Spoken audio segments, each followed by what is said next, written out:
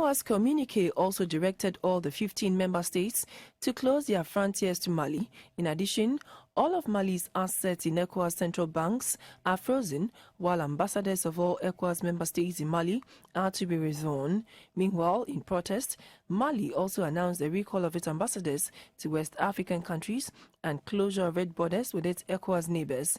To the security analyst, Mali's stance is bad news for itself and the entire West African sub-region as it defeats the purpose of ECOWAS. He said ECOWAS's fixation on elections is a disincentive to promoting democracy and national development in the sub-region. The situation in Mali now, I don't support military rule. Still, it's a situation under which you cannot have any meaningful qualitative elections. So if they want just an election, that can be done, but what will be the effect of it? You want an election in which most of the population can participate. Because as I said before, Mali is a country that about 80% of the population, more than that actually, is not in a condition under which peaceful elections can be held.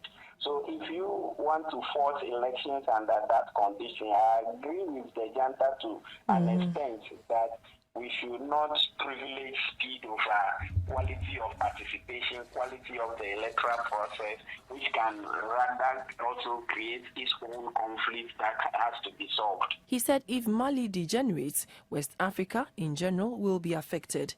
The security analyst suggests an African solution to African problems, stressing that sanctioning Mali is not the solution. Africans are people who engage in dialogue.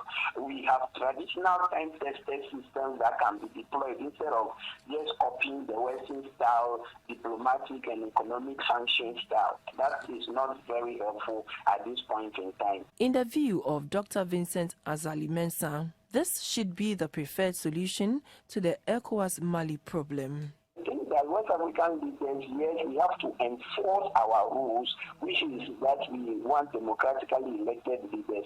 But we also need as a people to understand that democracy is not just about elections. It's about the quality of the elections. It's about the quality of participation in the process. It's about the quality of life of the people. It's about safety and security of society. So we should help Mali at this point in time to fight off terrorism, fight off the sectarianism, sectionalism, and then be able to build a society in which good quality election can be held.